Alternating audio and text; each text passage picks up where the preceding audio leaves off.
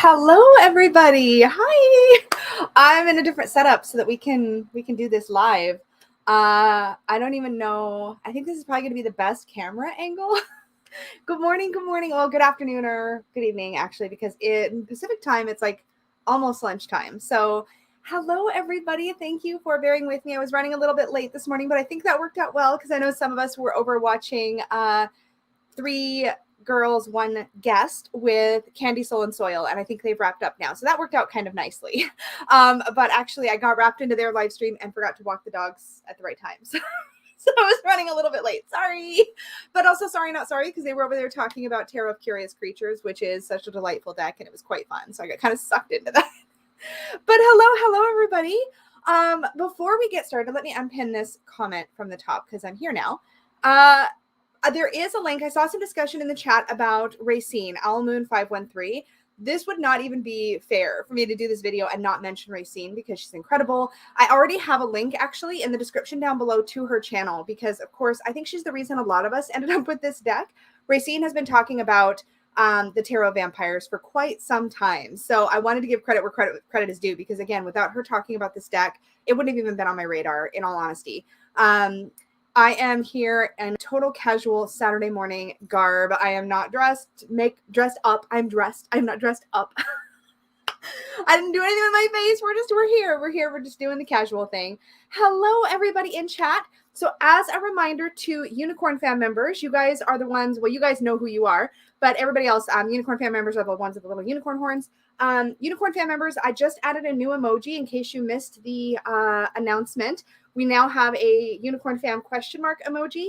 So if you have a question for me during the stream and you want me to catch it, please do use the emoji. It'll make it easier for me to find your comment because there's a lot of us here. And then I can star those for later. Everyone else, please try to put question in all caps or tag me if you can or something, again, so that I can find your comment easy. This is as graceful as the setup goes. This is the thing I normally hug during my videos. But this way I can get a good top down if I don't wiggle it too much. Oh, actually, I can bring it in a little bit. Let me do that because that'll let me get closer to my table. And then I'll fix all of this. Oh, what happened? Let's see. I think we're a little bit crooked. Yes, I'm just adjusting. So bear with. We are probably going to be spending a decent amount of time here today. So yes, Kyra, thank you for demonstrating the question mark emoji. So we're going to be going through this deck. We're going to talk quite a bit about the book because that's a big part of it. I will try to remember to timestamp this live stream afterwards, but I have a very busy filming weekend this weekend. Welcome to membership. Welcome to Unicorn Fam Tarot Nap Plans. Yay, welcome aboard. So I'm going to be, what was I saying? Oh yeah, busy filming weekend. So I may forget because I'm working on a bunch of stuff. We have member live readings tomorrow. So it's busy right now. Also, I have a giant mug of tea to soothe my throat, but I apologize for any throat clearing because on weekends like this, my throat goes a little funny, which is super normal for me. I'm just training my vocal cords to be able to make more and more and more videos for you guys because I have a problem with self-control when it comes to making content. So if I'm looking over here, when I'm looking over here, it's because I'm looking at the screen and the comments and all of that kind of stuff. Yes.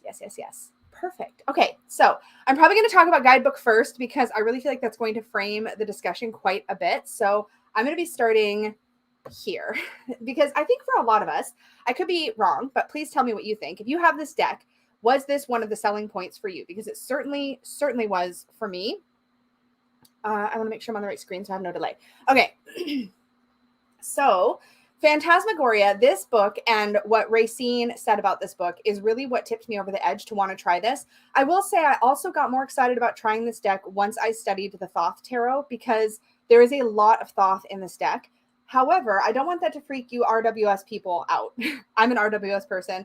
And I actually have a copy of an RWS Tarot here so that we can do some comparing when we do the card by card analysis. So don't panic because I think both decks are both in here and they're very clear, but at least they seem to be to me.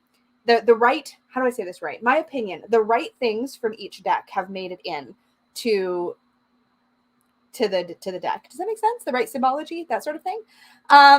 Remember to use your diaphragm when you talk. I'll work on that. I used to sing in choir. I think I might already do that, so it might be kind of automatic, but yeah. Still, throat does get tired.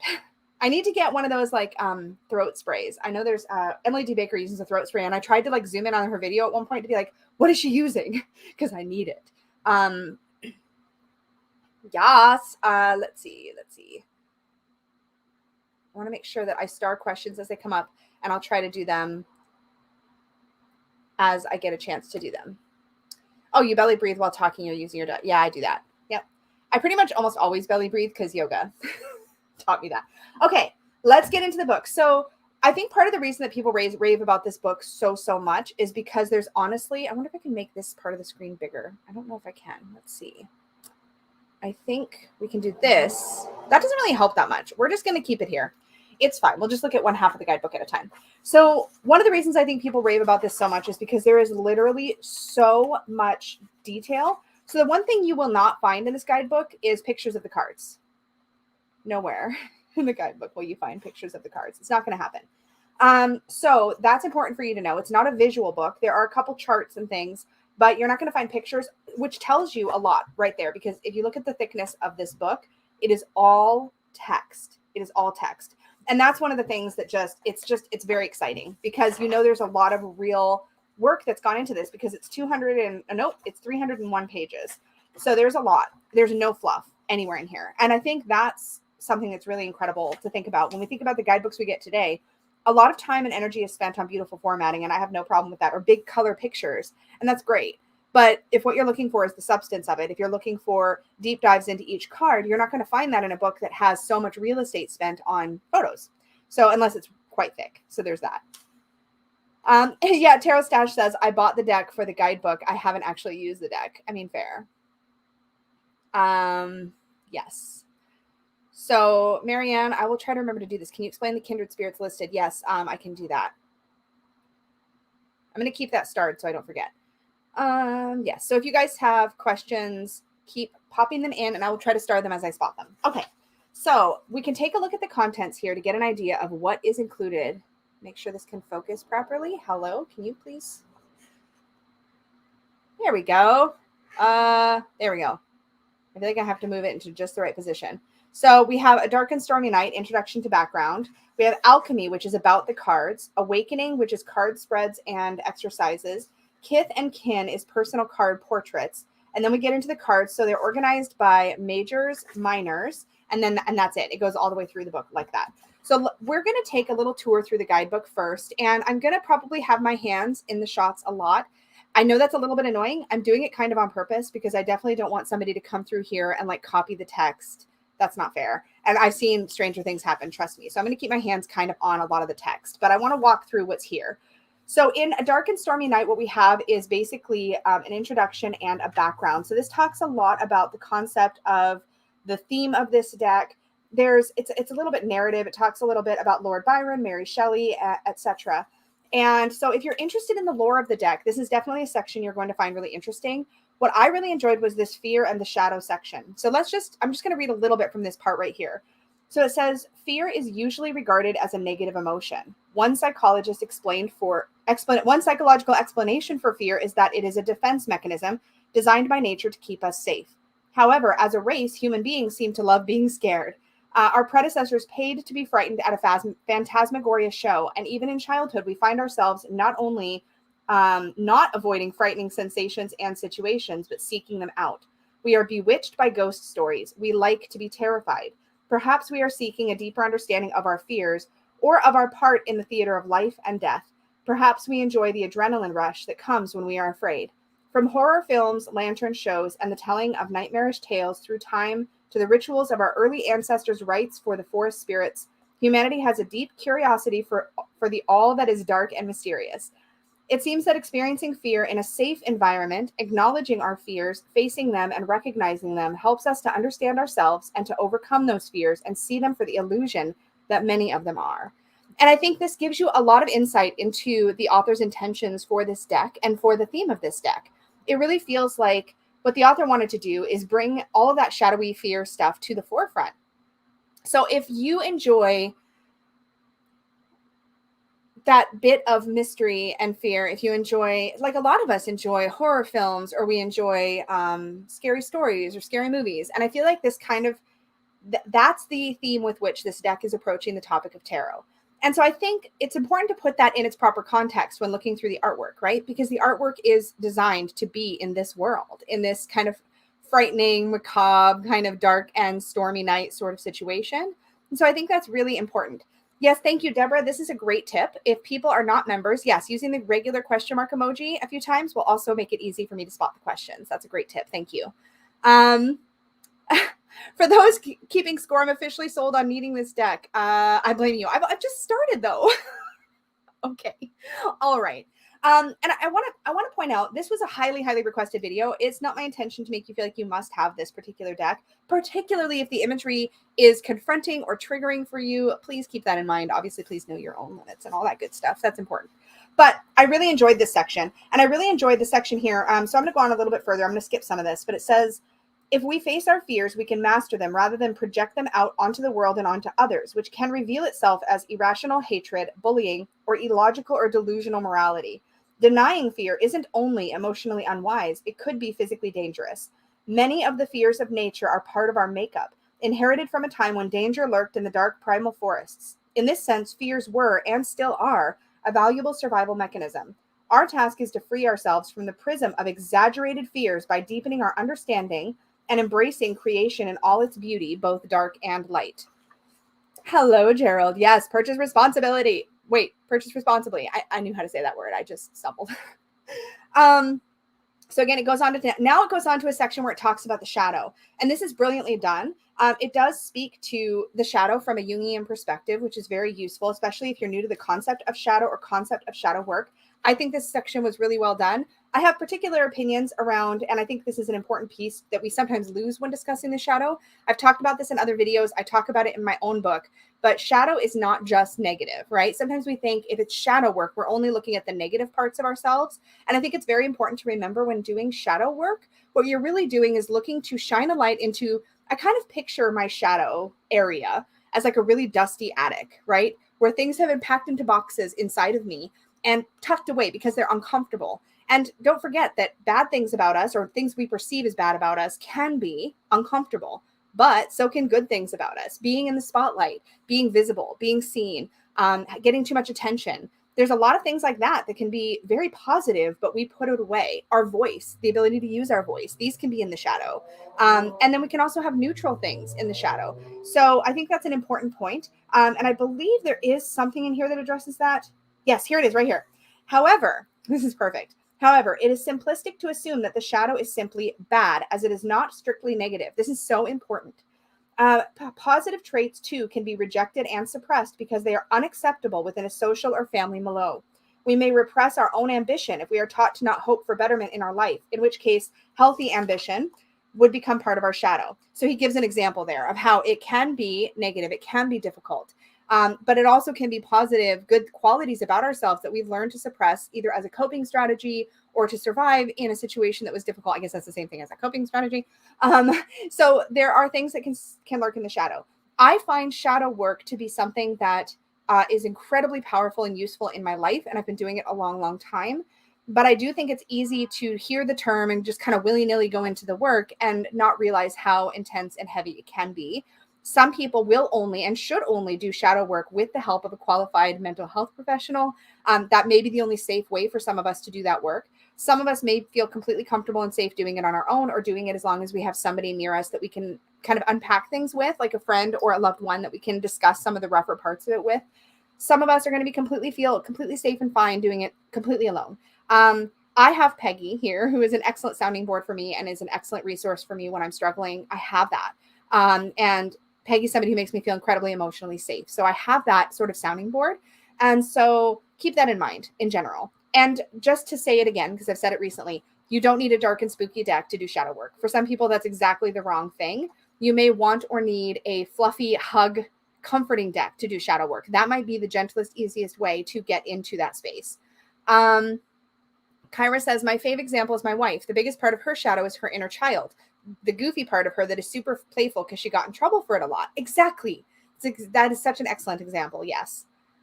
Yes, exactly. So just know that when we're talking about it casually, like I came at shadow work through a very pagan, witchy, spiritual place, but it was always explained in very similar ways. I didn't come at it through Jung, although I learned about Jung in college and Jungian shadow work in college. But pre-college, I started doing some of this work because I heard about it from elders in my spiritual community, and it was described in a very spiritual way. But the end result was very much the same. So that's my TED talk on shadow work. Here we go. So the next piece that it addresses here in the guidebook speaks about hunger, which is super interesting because we're talking about a vampire themed deck. And I think, again, at first glance, you could assume this is just a kitschy, scary, whatever, vampires are cool kind of deck. This author, Ian Daniels, comes at this subject from a very spiritual place and from a very deep place. He's not coming at it from the concept of blah, blah, blah, vampires are cool, let me make a deck about vampires. He's coming at it from the perspective of discussing spiritual hunger. And so he goes through a whole section here talking about the hunger and the representation of what we hunger for in life. And the vampire deck or the vampire metaphor being an excellent metaphor for that concept of hunger. So for example, let me grab another snippet of text. The vampire myth also teaches us that in times of hibernation and stillness, that times of hibernation and stillness are needed in order to regenerate and realign ourselves with the everlasting. He refers to the everlasting as a concept of spirit or the universe, however you want to see that, that pervades all of nature. We need time to empty our mind and reconnect with the flow of that source. Our earthly and spiritual natures are reflections of each other, and both have equal importance. This is symbolized in the transformation from slumber after a time of inner questing and questioning. The cycle of life, death, and rebirth is a central theme of phantasmagoria. Like folds of a ghostly shroud, it is our own shadows and the veils we create to protect our ego that conceal our connection with divinity. And you guys, if you're getting any kind of an idea, this book is written in this way the entire time. There are very powerful statements throughout. There's a lot of food for thought. There's a lot of opportunity for growth within tarot in this book, which is, again, one of the things that really, really attracted me to it in the first place. And of course, the artwork is beautiful. And again, we will be getting into the artwork for those of you who are like, oh my God, get to the cards. But I promise the whole point of this was we wanted to deep dive into this subject. So I don't want to do the book a disservice since it's such a huge part of this. So let me just pull this out. So this is my copy of the deck.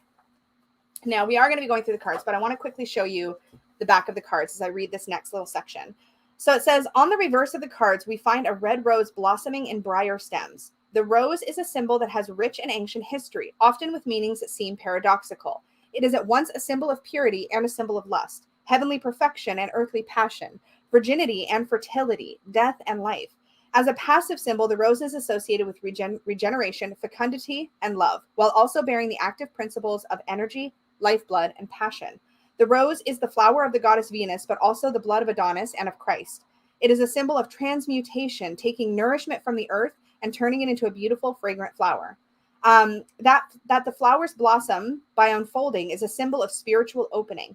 The rose garden is a traditional symbol of paradise, while in ancient Rome, roses were grown in the funerary gardens to symbolize resurrection. The thorns have represented suffering and sacrifice, as well as the sins of the fall from paradise. There is a lot here. Every single thing, and if this gives you any indication, every single thing put into this deck, every scene depicted, every symbol is there for a reason. And that is really important. This is why I was really passionate about finding a fabric for Peggy to make me a bag that had the roses and the thorns on it. Because it was easier to find roses, but not so much thorns. So I think it's really important to, I just want to make sure I'm not missing anything in comments. I think it's really important to remember that this author, an artist, took the time to think through everything. Nothing is put here willy-nilly, which again is important. I'll make sure I grab that.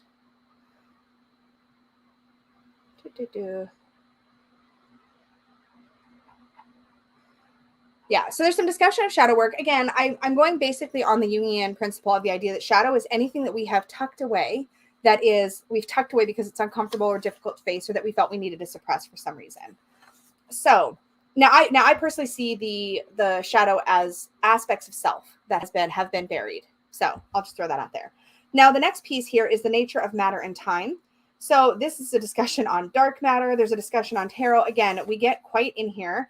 Now, there is an interesting thing here that talks about there's a really interesting, I want to address this piece because I think this is relevant. So, okay, here. Mystical thought often views the spiritual and physical not as separate, but as a series of layers or dimensions. Our thoughts and feelings affect the subtle matter within us. A thought or feeling is a vibration in the matter set into motion within our spirit, which eventually affects matter in the world around us. That's a very powerful statement to consider how you feel about that and what you believe about that. But I think it's really provocative and interesting. The thoughts affect our surroundings in a 4-stage process. This is really cool because this goes into the creation and how the deck was structured. So thoughts affect our surroundings in a 4-stage process. The thought has to be transferred from that creative spiritual realm, and then in parentheses, the seed, into the ethereal realm of feelings, the womb, which will affect the web of subtle matter through vibrations, conception. A thought stimulates the subtle matter, the ever-forming blueprint for things emerging into solid matter by causing sympathetic vibrations in it and therefore moving its development into denser physical matter, birth.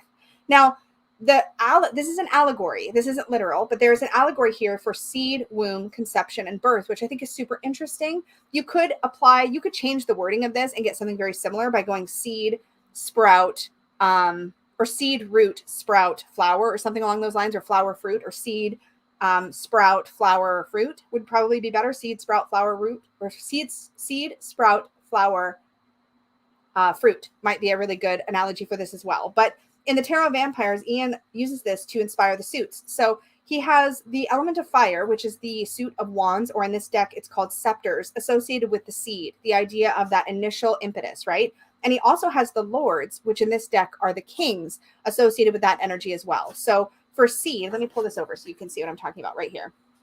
So for seed, focus please, camera, hello? Come on, you can, I believe in you. Okay, you know what? I'm going to just zoom in because it seems to focus from back here.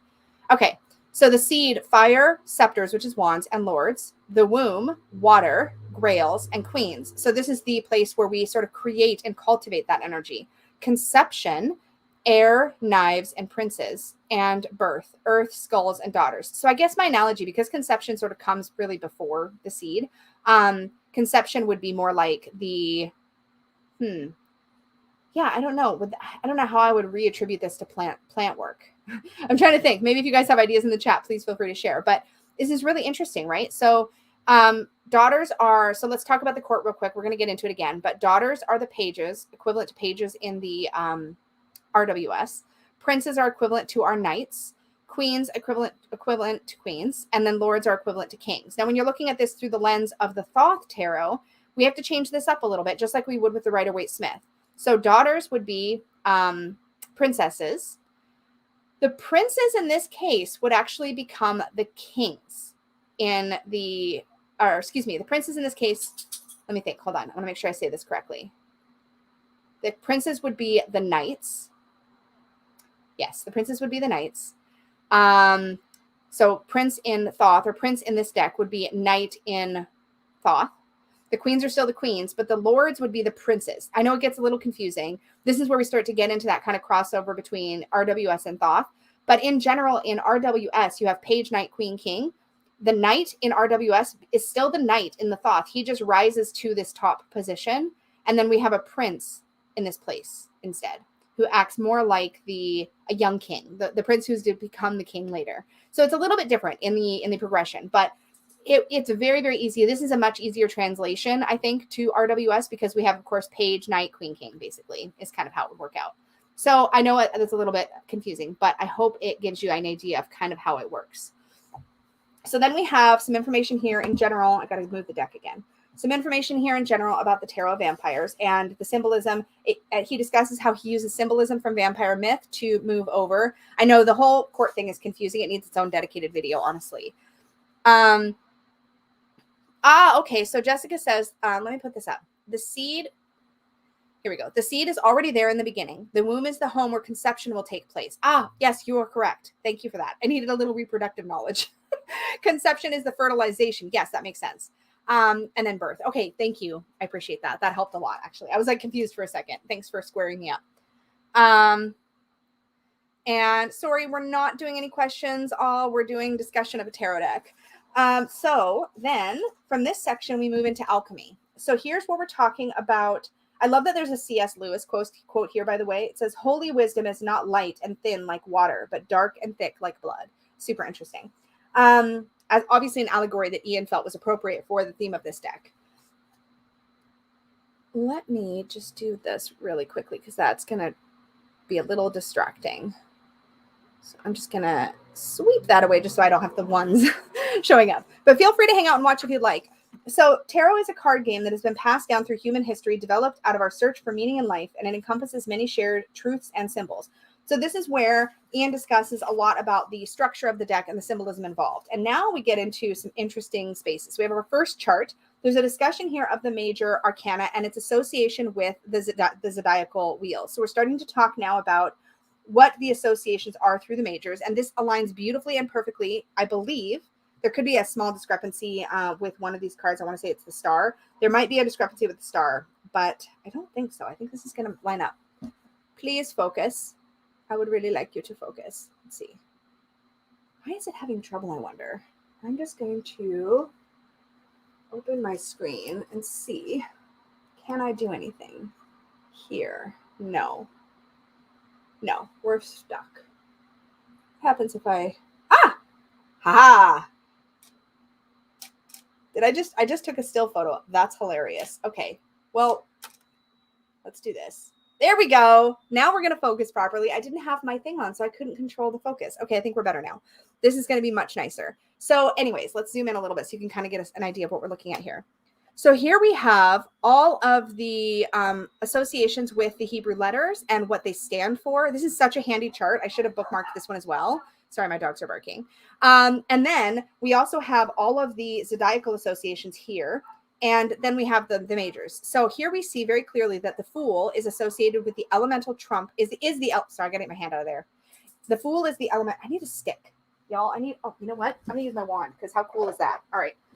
So here we have the Fool is the elemental trump of air and is associated with Aleph or the ox.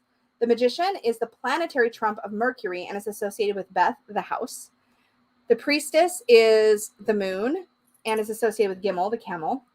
And this is really this is such a handy chart, seriously, because this just gives you in one quick glance a lot of what the associations are in the Thoth tarot, right? So then we have the Empress, Venus, and Door. This makes a great pointer.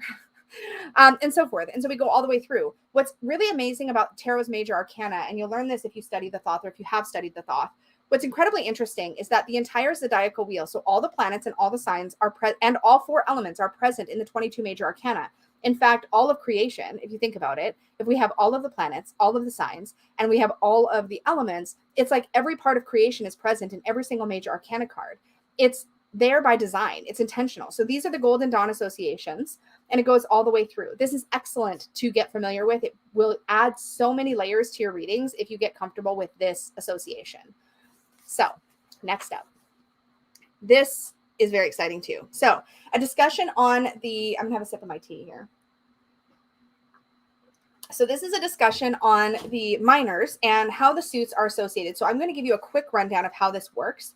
So scepters are associated with the will, the element of fire, and energy, action, passion, creativity, willpower, spirituality, and enterprise. It goes on from there. It also talks about how the scepter suit would be associated with the fire signs of Aries, Leo, and Sagittarius. Grails are the cups. So scepters are the wands. Scepter, wand. It's an easy. I'm going to go back to this. It's easier. Keeps the focus. So Grails are about emotions, feeling, relationships, the unconscious, intuition. Oh, it says relationships again. That's funny. I didn't notice that before. Feelings again, and psychic awareness. This suit is associated with the element of water, and it talks about the qualities of water. So just like in the wands, they're associated with fire, and it speaks about the qualities of fire. And then it talks about this is associated with the water signs of Cancer, Scorpio, and Pisces. And just to give you an example, it's written in this way. Astrologically, grails are linked to the water signs: nourishing Cancer, deep and purifying Scorpio, and intuitive Pisces. Now, if you're a tarot geek like me, then you recognize that he just gave you 3 beautiful keywords, one for each zodiacal sign, which is super interesting if you're into studying astrology or going into this layer. Kind of like with my Tarot with Training Wheels series, if you can come up with a single keyword to associate with each zodiacal sign and each planet, for example, and he does this for you in this book, which is incredible. If you can do that, then you suddenly have this kind of puzzle piece that you can put together with another puzzle piece, right? So you can say, so here it says Cancer is nourishing. So every time Cancer is referenced in your deck, you can think nourishing, and you can combine that with any other associations in their single keywords. Do you see where I'm going with this? I mean, there's a whole thing we can do here. And it's very exciting. So it goes on from there. So knives are, I went back to the finger, y'all. Knives are thought, mental activity, intellect, rational thinking, and decision making. So knives are swords, of course. And skulls are the only ones that I think you might have to think about for a split second. Skulls are pentacles or earth. So they are associated with matter, the physical, structure, craft, work, money, the home, and the physical body. So it goes on from there. Next, okay, and this is where it gets really, you guys, he leaves nothing out. This is what's so great about this. This is a great primer on the symbolic and occult associations, the Golden Dawn associations with the tarot, because he just doesn't leave anything out. So then he talks about the major arcana, and he says the major arcana can be associated with a fifth element, spirit, the upper point of a pentagram, which oversees, influences, and controls the flow of the other four elements. And I mean, Ian is clearly brilliant because he has a really good way of sort of summarizing and snapshotting the energy that he's discussing, the concepts. These are big concepts, and he distills them down into very digestible pieces that don't feel overwhelming to read about. You don't feel like you're studying.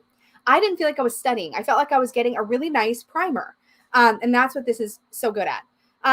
So, and again, we haven't even gotten into the cards yet, y'all.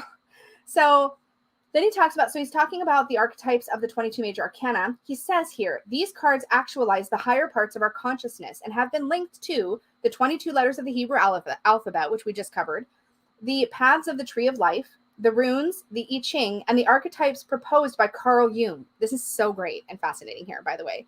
I'm going to save my question here. Okay.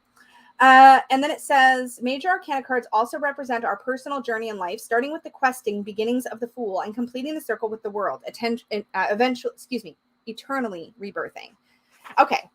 Now we're getting into the suit cards. So now we get our primer on numerology. Y'all, I'm not kidding. Like every single section of this intro gives you a primer to some part of the correspondences of tarot. So here you get some information about the numbers from ace through 10, and you get a list of keywords for each one, which is incredible. And the first one is really, really good at being a good snapshot, in my opinion. So let me just run you through just the first one.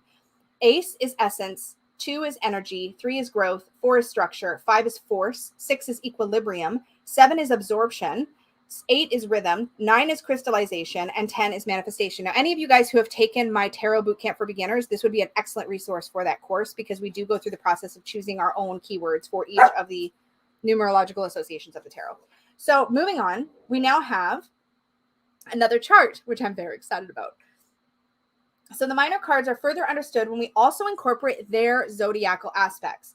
Now, here is where we get first an overview of the major arcana and what they're associated with, and their minor arcana that exists in the same family.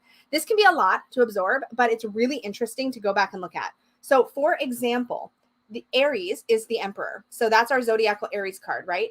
That is cardinal fire. Now, if you don't know how the elements work, we have for every sign is either cardinal, fixed, or mutable. So the way to think about that, the way I like to think about that, is cardinal is introductory. It's the energy that initiates something.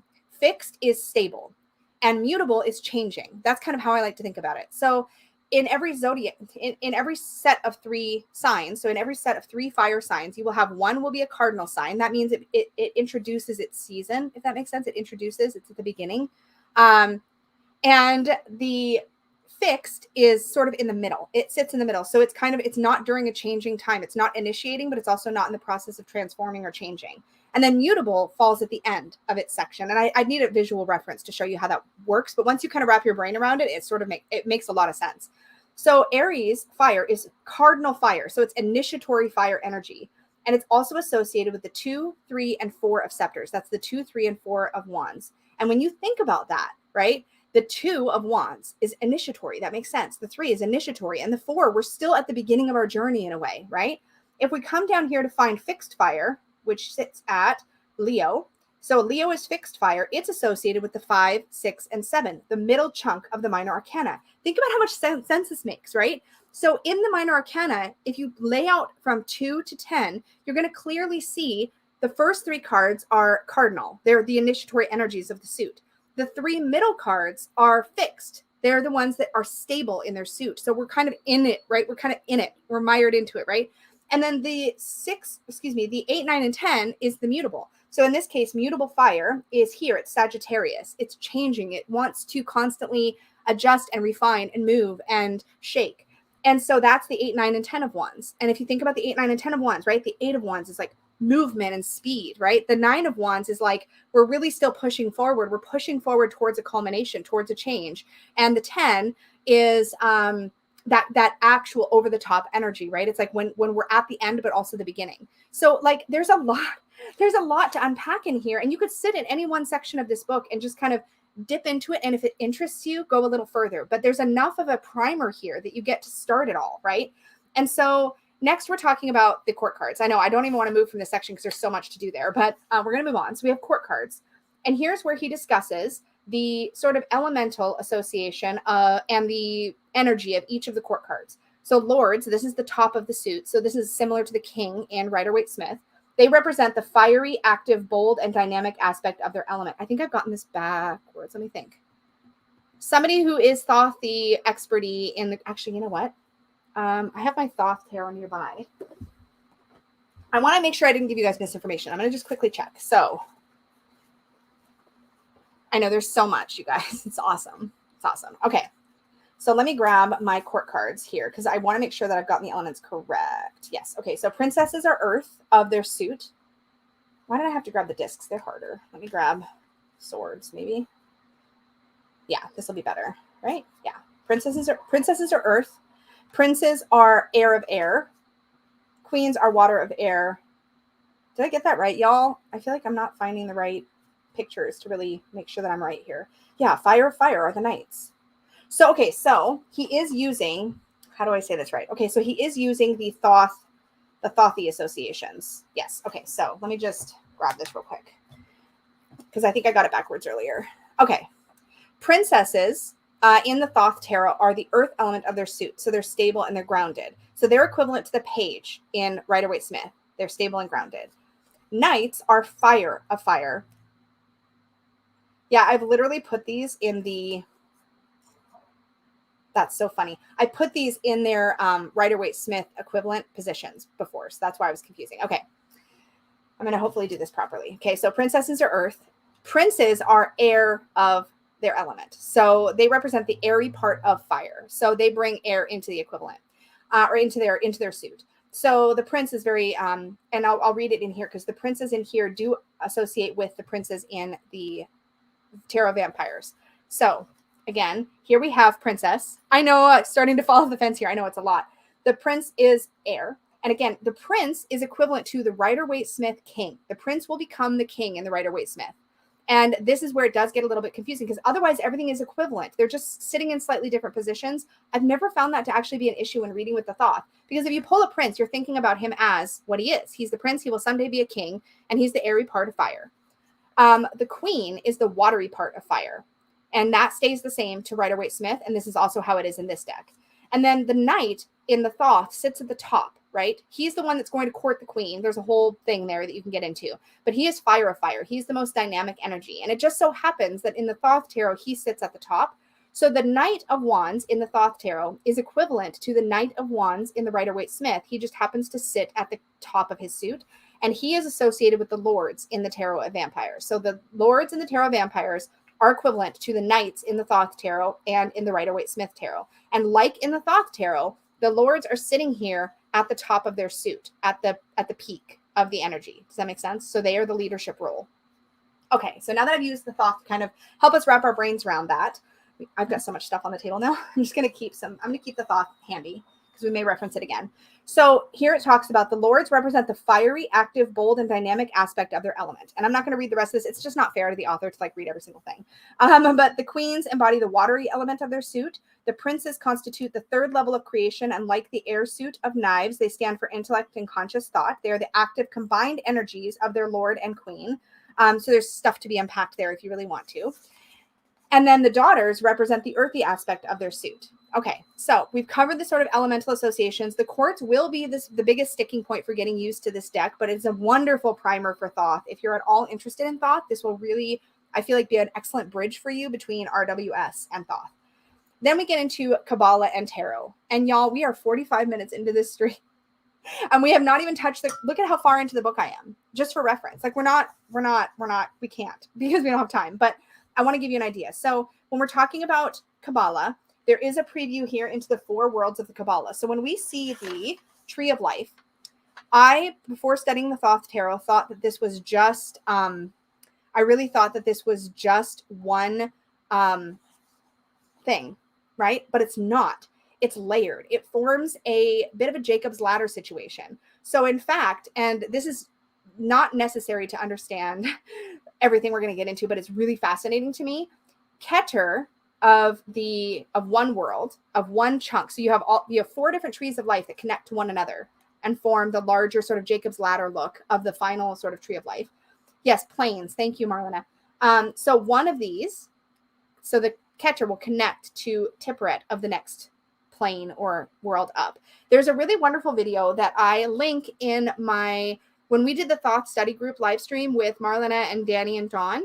I link in some resources in the description box, and one of those should be a link to a video by, her name is Beata, Beata, Thoth Tutorials, and she has an excellent primer on the Tree of Life and how it works, and it really helped me a lot. But anyways, so there is a brief primer to the 4 different planes or worlds, the archetypal worlds of the Tree of Life. And this is where it gets so interesting because in the Tree of Life, you have a fire version of the Tree of Life. I'm saying this right. Okay, so Absolute is the fire Tree of Life in a sense. It's the archetypal world, the world of pure spirit or pure ideas, and it's associated with the lords of the suit. Then you have Bria, which is the creative world. Now it's associated with the queens, and it is associated with the element of water. And then you have Yetzirah, which is the formative world. This is the world where the pattern is given expression. So wait, let me start again. Atziluth, the world is pure spirit or pure ideas, right? All other worlds originate here. So Atziluth sits at the top. Then Bria, the creative world, the idea is given form or a pattern. So that's our element of water. Then we have Yetzirah, which connects underneath that. And we have the formative world, the world where the pattern is given expression. So when we think about the element of air and swords, we get this idea that the pattern that is being created is given expression, right? In the swords or in the air suit or in Yetzirah, which is so fascinating. Okay. Then we have Asiya. I don't know if I'm saying that right. The material world. So this is going to be associated with earth, with creation. It says the world where the idea is given physical form. I mean, this is so well done at giving you just a brief, not overwhelming introduction to the 4 worlds of the Tree of Life. And then, oh my God, it gets so much better. I've got to start some questions so I don't lose track of them. Don't worry, I will get to questions. I just don't want to lose my flow. So then we have a beautiful illustration of the Tree of Life here, which gives you just enough information. All the paths are associated with the major arcana, which he explains. So the paths are each associated with the different major arcana cards. We have 22 paths here. Each of the Sephirot is a number and has the same numerological associations. There are also planetary associations there, and then these can correspond to the minors. It's beautiful. It's a really cool system. And if you start to unpack this, it opens up worlds of information for tarot. This is the thing that excites me about tarot study, right? It's just how many layers you can get into. Okay, so he does a brief discussion here of the paths, and this section here is gold. It's why I have it marked here with my marker. Somebody asked where I got these. Probably a Japanese $2 store, which is where I get a lot of cute little things like this. And then here we have sections, a little brief section for each of the Sephirot. Now the Sephirot of the Tree of Life, I skipped a page. The Sephirot of the Tree of Life are these little spheres, right? These little stopping points of creation. And they follow a very particular trajectory. So it goes 1, 2, 3. We cross over this sort of the abyss over to 4. There's no path here, right? But that's how it technically works. So you go 3 to 4, 4 to 5, 5 to 6, 5 to 6, 6 to 7, 7 to 8, 8 to 9, 9 to 10. And so there's this path that happens. It's like a lightning bolt shape. If you highlight it, it's really cool. So anyways, the paths and then each individual stopping point or Sephirot is associated with different cards. So he goes through that. So Keter is associated with, it is the crown, and it is associated with the planet Pluto and the aces. And then he tells you what the associations are for Keter. It is a lot to remember, Ellen, but I just reference it as I read the cards, which gives you so much to unpack if you want to. And the cool thing about this is you don't have to do this. You can ignore this entire section and still read effectively with the tarot. But for those that want these extra layers, they're here for you in one place, which is what's so amazing about this. So he does give you a little paragraph for each of the Sephirot. This, to me, has been the most helpful tool in understanding the associations between the Tree of Life and Kabbalah and the tarot. It's just given me so much because it's small, it's easy. It's like, here's a little description of Hod, Splendor, Mercury, and the eights. Here's where if I've pulled an 8, I can come back here and I can really discuss or like look over what the meaning of 8 is Cabalistically, and I can choose to incorporate that into my reading if I want to, but I don't have to. It's just here if I want the extra layer, which I often would in a smaller spread, right? If I'm doing a spread for myself and I've pulled like a card, I'm going to look at all the layers for that single card, right? So we're going on from there. And then we get a section here on alchemy and kindred spirits. So there was a question here. Let me find it. Can you explain the kindred spirits listed under each card meaning in Phantasmagoria? This section explains that. So it talks about where a planet rules a card. It means that the card embodies that planet's nature and powers. When a planet is exalted in a particular card, and we're getting into astrology here, it means that the planet's energies aid and support the card. Now, here's where it describes this section in the card description. It says, the kindred spirits represent divine beings and spirits which can connect us with the energy of a card. This is an optional section in each card description where you could choose to dive into this additional layer and look at kindred energies, kindred spirits that could give you deeper understanding of that particular card. Again, you don't have to. Yeah, exactly. So they are both beyond us and deeply within us. Yeah. So it's talking about different essences. So kindred spirits need to be engaged with on an emotional level in order for us to utilize them for our benefit. These spirits are parts of us. I mean, there's pieces here that may or may not align with your personal belief structure, but in general, the kindred spirit section, which we'll show some examples, really discusses associations with beings that could have energies that are contributing, whether that's a planet, a zodiacal sign, or something else, like a deity or something. It'll be in that section. All right, so hopefully that answers that question. Oops. Nope, we're not there yet. Yeah, so for people asking, this is deck and cards only. As far as I know, you cannot buy Phantasmagoria separately. However, you could look it up on used book sites and see if you can find a copy without cards. That actually happens more often than you might think. So then we get into a section in the book called The Awakening, and I'm going to have to speed this up so we can get to cards because we haven't done that yet.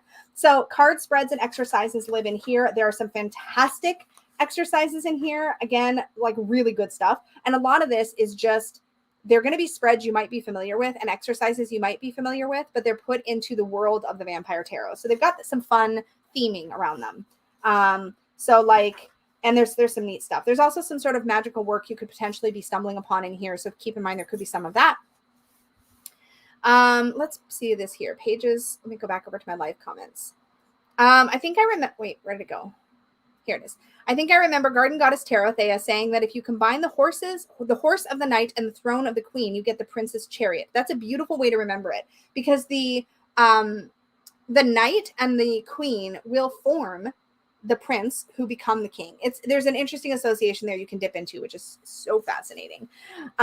This should be really rewatchable. Sorry, I was saying that to Tarot Nat Plans.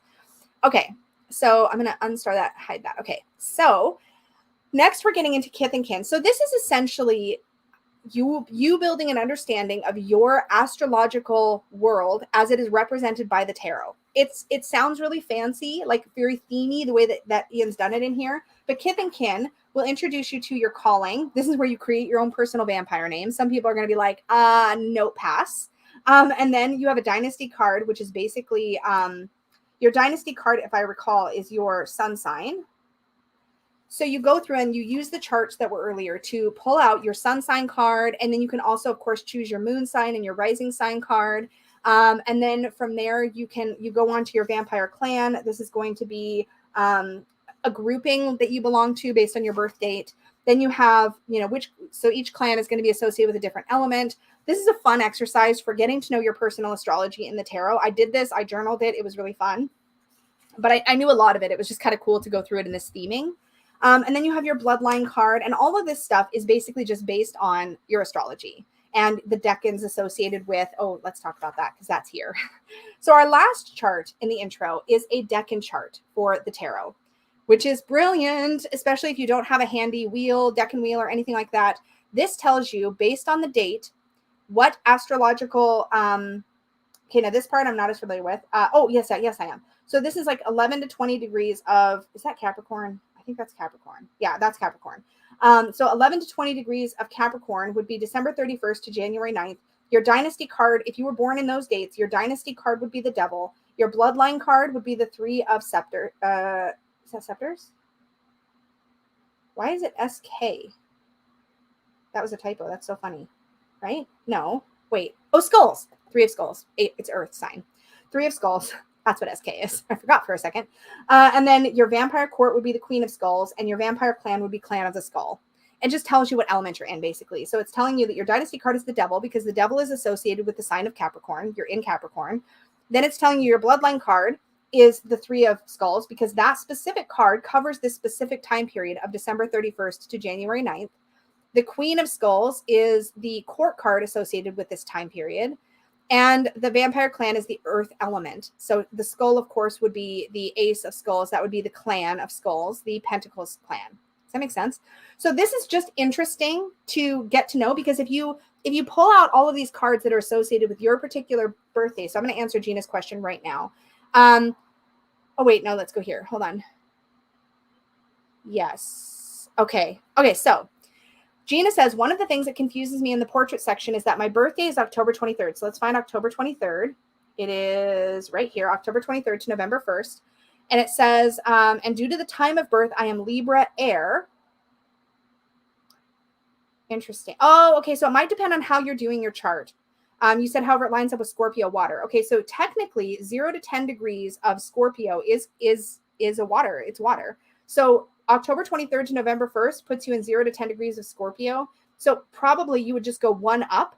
If you were born into Leo, then you're probably somewhere in, and you can check the actual degree. If you pull your chart, it'll tell you what degree of the sign you were born in. So you can check. If you were born in like 28 to 30 degrees of Libra, then you would actually just go up one and you would use the line. Oh, sorry, I'm down here. You would go up one from, this is October 23rd. You would go up one to here and find the degree. You can also, because you can use the degrees to find it, right? So you can go, okay, I'm at 28 degrees Libra. That's when I was born. That's where my sun sign is 21 to 30 degrees of Libra, somewhere in that range. So you would actually be Justice, Four of Knives, Page of Grails, and the Knife. That would be your grouping. So you can go astrologically by what degree you're in. You don't have to go just by the date. So I hope that clears that up because that's, if you're looking at the astrology, your personal astrology, then that would be the correct line for you if that's the degree you were born in. But if you were born in 0 to 10 degrees of Scorpio, then you're a Scorpio and you would fall in here. That makes sense? But it sounds like you might be a bit of a cusp. So you could also look at both groupings and see how both feel and how they feel associated with you. Oh my God. I'm sure there's a lot of people who wish their kids come with a guidebook. I feel like I've missed an entire conversation where somebody said kids instead of kits or something. That's funny. I like this deck, but I'm not interested in Thoth. Yeah, you don't have to be. You don't have to be. Let me just say this. Whether you do or don't like the Thoth and the Rider-Waite-Smith were both born of the exact same correspondence system. There's some slight, very slight changes in the Thoth. Just a couple things that are slightly different than in the Rider-Waite-Smith as far as the correspondences go. But in effect, they're both using the exact same system, the Golden Dawn. They're just showing it differently, right? So yeah. That is what's going on there. Did I miss anything else that's time sensitive to what we're talking about right here? I don't think so.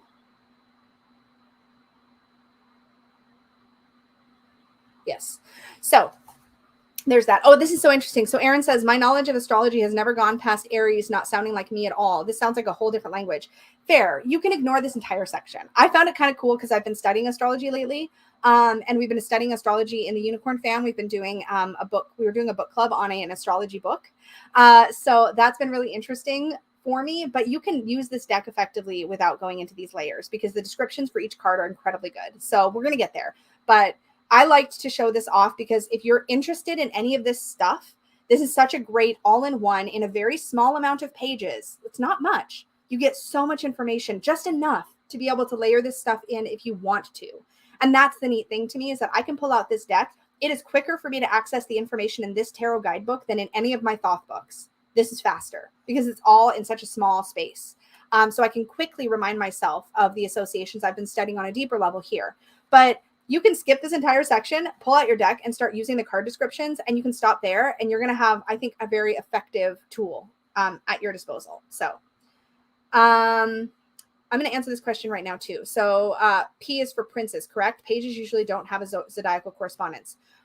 So yes, P is for prince. Pages are equivalent to the daughters. So when you go through this list, let me zoom us in just a little bit so you can see. When you go through this list, you'll find that there are no daughters. Queen, prince, and lord. No daughters, right? For that reason. Good catch. And that's a whole layer you can get into when you're studying that. So before I get into the cards, because I know we've been here a while, I want to take a moment to answer questions I haven't answered yet that we may have kind of passed those chunks already. So let me go through those. So Lexi asks, is there another deck like this with a comprehensive book, symbolism, etc., with a different theme? I'm sure that there is. And a good one to get into would probably be the Star Tarot would be a really good one. You could also get into, I'm sure the Spirit Keepers Tarot has an incredible, huge, massive book. So if you want a really good deep divey deck, the Spirit Keepers Tarot would be good to look at. The Star Tarot is excellent. I talked about that. If you go look at my top 10 guidebooks video, I've covered a bunch. And there's some other top 10 guidebooks videos out in the world too. I've got a playlist on the channel of people talking about their favorite guidebooks. And that might be a good resource. If you're like, I can't with this theme, this gothic, vampire, bloody, blah, sexualized, whatever. If you can't deal, I totally get it. It's fair. There are other books that I say cover this information. This is the most clean and easy to read and comprehensive that I've found on these topics in here. You could also just study the Thoth Tarot if you wanted to get into that stuff. Not that you have to, but you could, because a lot of this stuff is also present in the Thoth. Well, all of this stuff is present in the Thoth. So yeah, there's definitely other ones you could do. And next. So are you able to utilize the book without the deck? Yeah, totally. You could use this book alongside any Thoth-based deck. So like the Ashura Tarot, you could use this probably beside. I mean, some of the descriptions are going to obviously talk about what's going on in the artwork of this deck. But I mean, this is going to sound probably really dumb because it seems kind of expensive and there might be a better resource. And if somebody knows of one, please share. This book is worth it for this chunk to me. To me, it is.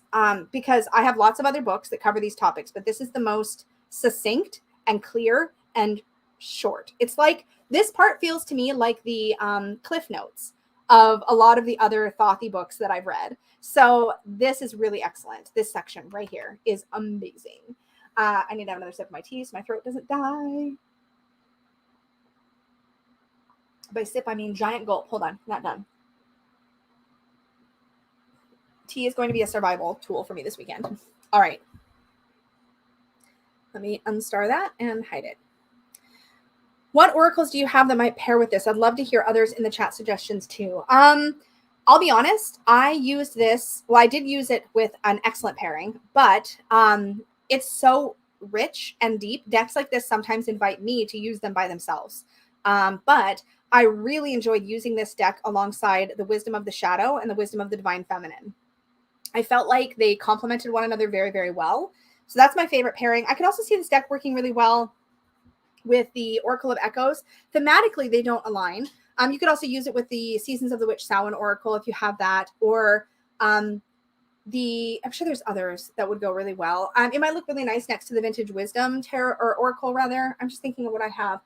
Oracle of the Radiant Sun would obviously pair well because of the astrology. It might not look like a pretty pairing, but I think it would pair really nicely. There's probably a bunch of stuff you could pair. Anything astrological I think would pair nicely, even if it doesn't look. Actually, this would look nice next to Heavenly Bodies, I feel like. I mean, there'd be some contrast, but I think it could work. Yeah, potentially the Zombie Oracle thematically would go really nicely from a visual standpoint. So yeah, there's probably several. Definitely share more in the chat. Tarot says, Tarot says, would this be a good bridge from RWS to Thoth? Yes, I mentioned this earlier. I probably mentioned it after you asked the question. It's an excellent bridge, in my opinion. It is my favorite bridge. And actually, when I was finished or wrapping up my initial kind of pass on Thoth study, this is one of the first decks I wanted to move into because of that bridge. It really helped me kind of combine the different energies. So yes, I think it's an excellent bridge. And I'm coming from RWS. Do I do this deck then Thoth, or Thoth and then this deck? I think you can do this deck and then Thoth.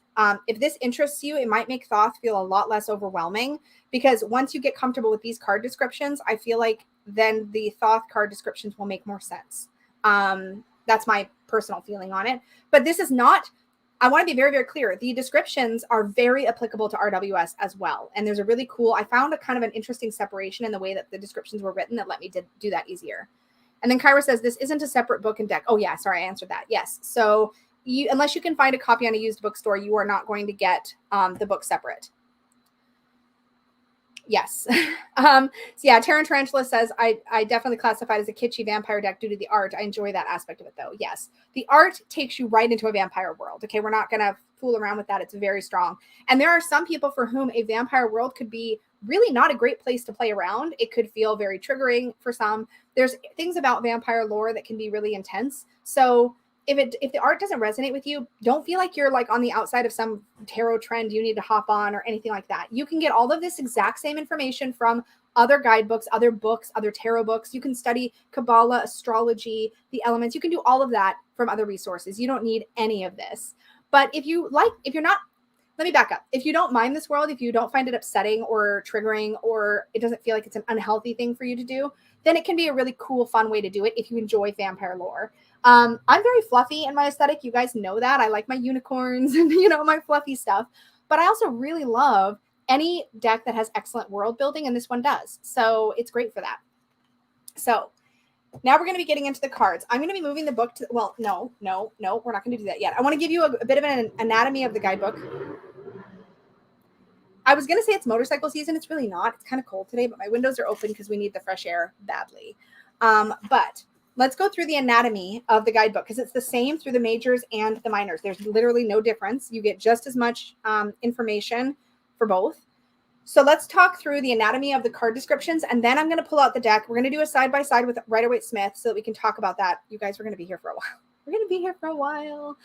Sorry to monopolize your time. Kind of sorry, not sorry. Like, it is what it is. I'm just going to check my settings real quick, make sure the stream is stable because I don't want to get kicked out of the stream, which could happen. This is around the busy internet time in my neighborhood. So I'm just going to double check. Make sure things are looking good. I think things are looking fine. So we're good. Okay. So anatomy of the guidebook. This is how it's set up. No pictures. For every card, you have the title of the card, the Fool. Then you have this alchemy section. Now, this is where you see the esoteric associations. So it's telling you, I'm on the wrong. I want to see if I've got it. Yeah, I'm on the wrong. I've got 2 StreamYards open so I can have multiple screens. Okay, this should be, yeah, this is correct. Okay, I can't handle the delay of my pointer. It drives me crazy. So in alchemy, you have the trump card of air. So that tells you that the Fool is the elemental card of air. It connects Keter with Hakma on the Tree of Life. So if you, and this is why I bookmarked it, if you flip back, wrong bookmark. If you flip back to the Tree of Life, you go, oh, it connects Keter to Hakma here, right? That's the path of the Fool. It's labeled 0. That's where the Fool lives. So if you choose, just on that information alone, you could come back to this section and you could look at what's the energy of Keter and what's the energy of Hakma, and how does the Fool bridge that gap? How does he connect to both of those energies? And then you have this whole other layer you can dig into if you want. You could also just stay on this page and ignore that section, but it's there for you if you want to. And then Kindred Spirits is where you're going to see more spiritual connections. So here we have Kindred Spirits. It says the spirit of the everlasting. Now in this deck, Ian describes the everlasting as the same kind of energy some of us might refer to as deity. Some of us might refer to that like the biggest energy, the biggest universal cosmic spiritual energy. So this is what is associated with the Fool. It's the spirit of the everlasting. Then you have an essence. So this is like your quick snapshot. If you're in a hurry, you just want to know what the card freaking means. You don't have time, right? You look here. It's going to have a list of keywords. So the original creative seed, cosmic consciousness, and spiritual intuition, great potential and openness, creativity, freedom and independence, new beginnings, fresh vision or great changes, chaos, the great spirit, infinite possibility, potential, inspiration, joy, and ecstasy, curiosity, confidence, faith, and courage. That's a great list of keywords for the Fool card, is it not? Like, I mean, it works, right? Then you get a message. So this message section, in my opinion, is a very system-friendly, not specific to Thoth necessarily, not specific to Rider-Waite-Smith, but could work for either kind of description. So the message talks about what the card really means, what it stands for. And look at this. It starts here, right? Goes all through this page and goes all the way down to here. So you get basically 2 full pages of what this card means. And then you get analysis and symbolism. Now, here's where in the analysis and symbolism section, in my experience, this is where it starts to feel more thothy to me, because this is where it gets a lot more into the correspondences, the esoteric associations, the deeper stuff. So you could stop at the message and be good there, right? But if you want to go deeper, if you want to go into those esoteric associations, if you want to look at the spiritual depth in the deck, in the card, then you go into analysis and symbolism. And here's where you start to see where everything here is visually depicted on the card in some way. And if you sit with it long enough, you'll see it all, which I think is really fascinating. So this is where he talks about the Fool card is the beginning of a new cycle in the Wheel of Tarot. He is the first emergence of the seed. So remember that reference to sort of seed and womb and all that stuff from earlier. So it talks about that. He is also the essence of everything to be unfolded from the seed. As the first card, he contains all the other cards within himself, which is super fascinating. He is nothing and everything at the same time. And it goes on from there. And now you get another 2 full pages on analysis and symbolism. I mean, this deck does not skimp. And then, beautifully, you get a section on shadow. So it talks now about the shadow depiction or shadow meaning of the card. And you get the equivalent, again, of about half a page.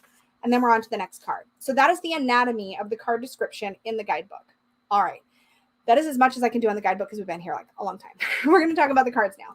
So I'm going to put this away. Well, I'm going to have this handy because I know me and I'm probably going to want to reference it. So here I have the cards.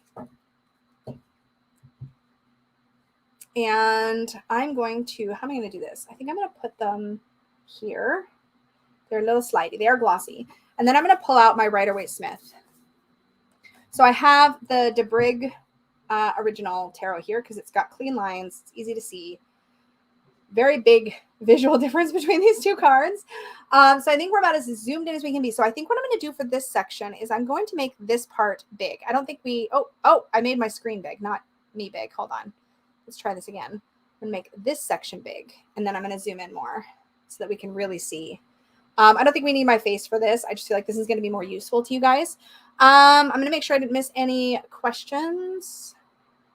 I do have a link to the deck down below, and Barb just provided a link to a seller who has just the book with no cards. You can find those sellers on Abe Books or other used book outlets. Half price books if you're in the States, you could check there. Yeah. Okay. So here's where we get to look at everything that's in the card. Now, there's a few things I want to point out based on what the little snippet we just read in the guidebook. Remember how it said that every card within the tarot is present in this character? Here we have underneath 4 masks, each a different color that align beautifully with the elemental colors: fire, earth, air, water, red, green, yellow, blue. And then this pentagram under here, which is spirit. So here we have quickly a reference to the idea that the Fool contains all of it, right? He contains all of it. This is going to be hard for my eyes to do. I'm going to have to like peer over here and make sure. I might have to make my screen. Nope, because then I'll miss the comments. Okay. Well, can I get just a little bit closer? I might have to. Okay. So look at the directionality of these 2 cards. This is important. There's a few things here that are identical, but just visually depicted differently. The light of Keter is represented up here by the white sun in the Rider-Waite-Smith, right? So this represents that first Sephirot that we're coming from. We're on the path from Sephirot, from Keter down to Hakma. From the eagle's eye view, right? If we're sitting where the Fool is sitting, then we're heading off to our left, right? To go down to Hakma. It's kind of a mirror image. Does that make sense? So the light of Keter is up here. Oh, look, the light of Keter is also up here, right? So the light of Keter is referenced in both cards. The Fool in both cases is heading off this way. The visual, look at even the mountains. See how they sweep? Look at this guy's arms. This is not a thoughtless deck. It's a very intentional deck. So I see here the main components that I want to see. I see the open-hearted arm shape. I see the fact that he's jumping up or hopping up onto this ledge as if he's going to just hop over it to whatever's on the other side. We could see him as up on a wall, right? So there's some really, really good correlations here if you know what you're looking for. And if you sit with it long enough, I think sometimes in tarot, we're just in such a hurry. We want the message. Give me the message. And we don't sit long enough. And here, if we sit long enough, especially when you look at these two cards side by side, it becomes incredibly clear. Interesting, right? So we do have, these two are actually technically their arm motions are opposite, but they mean the same thing. So the magician usually has one arm up and one arm down, right? And he's doing the as above, so below. Like what exists up in the universe in Keter is going to be manifested out into reality. That's kind of what that stands for, right? He's got all 4 tools on his table and the lemniscate above. So he's there doing his thing, manifesting his work.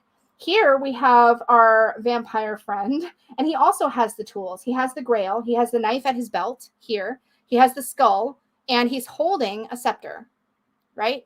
So he's got all 4 tools. He's using his tools to do his craft. Again, it's a very readable Rider-Waite-Smith deck. Love this priestess. The important things for me on the priestess is I want to see the moon. She is associated with the moon. We actually get the moon here and the triple moon in the Rider-Waite-Smith's hat, but we get the moon down here. She's present here between Boaz and Yaakov. Now, these are the 2 pillars on either side of the tree of life. There's a layer there you can get into. And then, of course, she's kind of blocking, or there's veiling behind her. Here, the veiling behind her is this fog between her and whatever exists back there. We have the moon here. She's got the book. She has the Torah, right? So we're seeing the symbolism is here. It is definitely here. And actually, if you know to look for it, you will also find the astrological glyphs associated usually somewhere. Now here the moon is physically present. I'm trying to remember if there's actually a moon symbol. But what's really interesting is if you look at her dress, oh my gosh, this is so hard to do on camera. If you look at her dress, there's birds and serpents, and there's these butterflies, there's all this stuff, and everything is there for a purpose in this deck. There is nothing accidental about what is depicted in the artwork. I keep bumping my camera, you guys, I'm sorry. Okay. And again, we can't spend ages and ages and ages on every card as much as we might want to, right? So here we have our Empress. Here, if you look right there at her necklace, there's the symbol of Venus, much like we see it over here. We have the roses that are all over her dress. I've heard people call these pomegranates, but to me, they're very clearly roses. There's like green leaves, little leaves, and then little flowers. So to me, that's roses. She's holding the rose here. We have this bounty, or these apples above her, this symbol of harvest or bounty or creation, the fruit, right? So we have beautiful associations. There's more to unpack if you choose to look for it. In the Emperor, right, we have very similar vibes here. Now we have red apples. So here we had green apples. Oh, wait, no, wrong card. Hold on. Here we have green apples. So you can see the duality there, right? Now we have red apples. There's some alchemical references there too. He is wearing his Aries sign as a necklace. He's also got the ram on his actual scepter. He's also he's kind of crushing in his hand another rose, because roses are used heavily for symbolism in this deck. It's very thoughtful, right? Now here, of course, we're going to have a major departure, because there's the Golden Dawn system is inspired by, is influenced by Christian mysticism and, Hermeticism and that sort of thing. So we're going to see Christian references, of course, in the Rider-Waite-Smith. Here, of course, we're taking a more Gothic, a different approach. Here, while he holds this staff here, which represents the faith or whatnot, and I'm really bad with this piece here, but here he's he's dangling from his hand a pentagram, which is, of course, another spiritual symbol. They both have supplicants. Here he's got a wolf, and he's got a figure here who's laid a blue rose at the feet there. And we can also see the blue rose being similar to the keys in that respect. There's this sense of somebody who's higher up, who has this tradition behind him. You could also look to color symbolism here as well. This guy was in Practical Magic. Oh, you mean this guy? Yep. I guess he does look a little bit like him. That's funny. So yeah. There is a lot of sexualization throughout. There's some, maybe a better word is eroticism. There's a lot of eroticism. It's very romance novel-y in a way. And again, that aesthetic is not going to be for everybody. But here in the Lover's card, we have the symbol for Gemini right here. We have this is called some kind of moth. It's Death's Head moth or something like that, I think it's called. There's a moth here. We've got the rose across. So the moth here could be filling the same role as the angel, right? Because again, we're looking at a more Gothic representation. They're definitely in this moment, right? They're in this experience. The Chariot, very focused. I love this so much. You really get the determination and the focus. And look at the crab right here on his chest, which tells us immediately this is the Cancer card. It's a great little nod. You can find the astrological symbols on all these cards. I don't know if I showed. Yeah, I showed Gemini there. It's on every single one. So for in that way, it reminds me of the Thoth Tarot, and that you can see the astrology, which is beautiful. Here we have Strength. This is going to be the Leo card, and she has. Where's Leo? I know it's on here. I might have to bring the card up closer. The artwork is so visually stunning. We have the thorns here. Is anybody? Oh, it's in the cup. This cup that she's holding has the Leo symbol right there. It's there if you know to look for it. Yeah. Completely fair. So people are talking about how the art style is not for you. Totally fair. Totally fair. Here we have the Hermit. We have the symbol for Virgo here. But again, we're very much in this sort of spooky, dark forest world. Here we have the wheel. We have the rainbow of roses surrounding the Wheel of Fortune. We also have the figures here, the 3 figures. So we have the same figures that you see here. The serpent. I forget the name of this dude. And then we have the sphinxy sort of thing up here. So it's symbolically correct, which is important, right?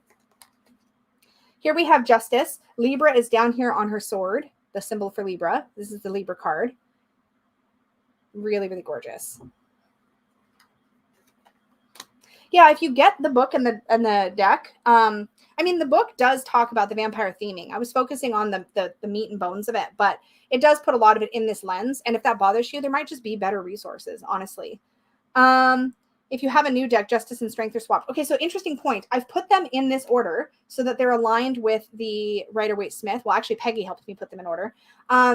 But they're not numbered. So you can actually use them in any order you want. But when you first get them out of the box, Justice will be in the 11th position because that is how Thoth has it. That's the sort of original association. And you'll find that with historical tarots too.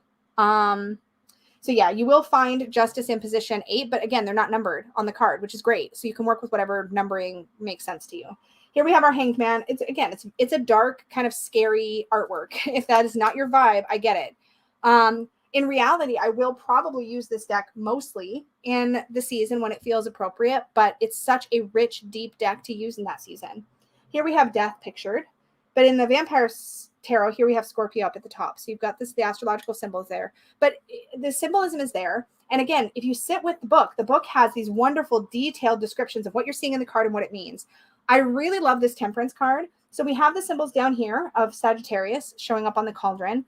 There's this alchemy that's happening, and there's a lot of alchemical discussion in the write-up for this card. And then we also have this door back here. It's kind of telling us that we're on a journey. The Devil. We'll see the sign for Capricorn sitting right here on the necklace. You'll always see the astrology. Love, the Tower. You can really see Mars and fire in the card too. And if you're really interested in the astrology of the tarot, I feel like there's definitely opportunities to see the astrology in the cards, visually depicted, which I think is really cool. Here we have the Star. There's Aquarius on the belt of this figure in the background. It's worked into the artwork. I'm not saying it's like readily available. I mean, obviously, like in the Thoth, it's actually just on the titles of the cards. I like that it's just sort of worked into the artwork if you want to look for it, but you don't have to. Here we have our Moon. Moon is Pisces. And we see the symbol for Pisces right here on her necklace. Necklaces and other accessories is a good place to look at first. Here we have a departure because here we're looking at more of the traditional association of the sun, the idea of the alchemy of the sun, the alchemical marriage happening, the solar twins, so to speak. So you're going to see more of those sort of references showing up in this deck. So it's very different from the RWS here, but it's, again, a very good bridge to decks like the Thoth. Here we have Judgment.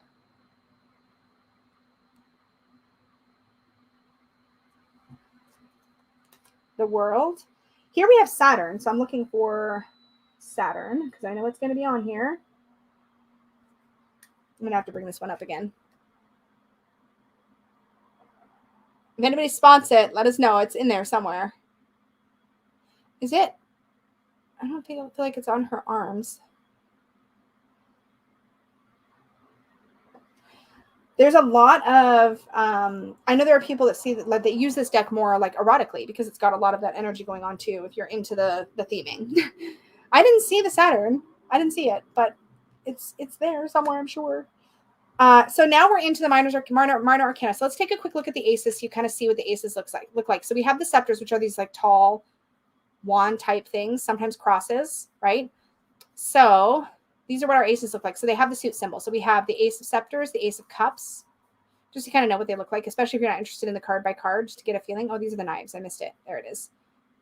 Knives and skulls. Oh, by the wolf on the right. Hold on. Let's bring it back up. I still don't see it. Oh, right there. Yep, right there. There's Saturn. I knew it was there. Okay, so we have our ace. We have our 2. He's still up on the top of the tower. It's very fiery. You really feel the elements in this deck for sure. There's the 3. The ship is in the background. So through the minors, you really start to feel the RWS, I feel like, pretty potently. Here's our 4 of scepters. She's in her sacred circle of her chalk circle here. So she's got that same idea of protection and sanctuary, a moment of pause, of respite from all the work.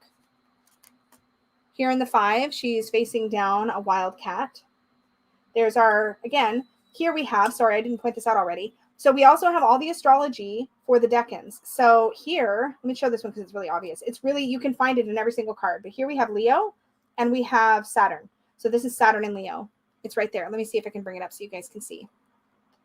Saturn right there, Leo right there. Isn't that amazing? So you can find it just like you can in the Thoth Tarot through the entire deck. There's our 6. Again, you really feel the elements. Our 7, so powerful. I love the like expression on her face and how just like full of like she is not taking no crap here, right? And there we have Mars here. Bring it up again. There's Mars. My guess. Oh, right there, Mars and Leo. Leo's on her shoulder. So this is Mars and Leo. I am in no way trying to say, and I want to be clear about this, I am in no way trying to say that this deck is for everybody. I don't think that it is, because the art is such a specific taste. But when it came to thinking about decks I might want to use in the Halloween season, this one has so much depth. And there are lots of people that use this throughout the year. This isn't my theme all year round. Like, I'm not going to pretend that it is. It's really not. I did use it recently because I wanted to get to know it, but it's not my theme all the way around. I want to talk about the courts briefly. Oops. I didn't change them at the right pace. There's our 10 together. Okay. So in the, I just realized. So we're going to do this for the sake of making it make a little more sense. It's going to seem a little strange, but just roll with me on this. Okay. So this is a little closer, right? We have the page. Page is earth of their suit. So you'll see that the pages in the Vampire Tarot, they sit low. They're kind of sitting on the ground, or they're more connected to the earth, right? They're more physically attached to the earth. And I was looking for that in the Rider-Waite-Smith too. You really feel the connection to earth in this card too. You see how high the horizon line is? And then in the Prince, in the King, we have air for Rider-Waite-Smith, right? So the King is the Prince. The Prince will become the King, right? So that's why I've got these side by side to make it less confusing. So here we have the Prince. You can see that the Prince is high up. You can see the sky behind him. The same is true of the King of Wands. You can see it's almost like he's on a hilltop, somewhere up near the sky. So you get that air association. Our queens are our water suits. So I look for water. In the Queen, of course, we have, I want to say, maybe it's less obvious here. There's a lot of blood around her, which I think blood might be the allegory for water. In the Queen of Wands, you don't really see the water either, though. So it could just be that that's the element. And then we have fire. Fire. Somebody correct me, by the way, if I'm wrong. Let me just double check, because this says lightning, and lightning would be air of fire. And I wonder if I've gotten it backwards, but I don't think I have. Let me just double check. So the Lord of Scepters.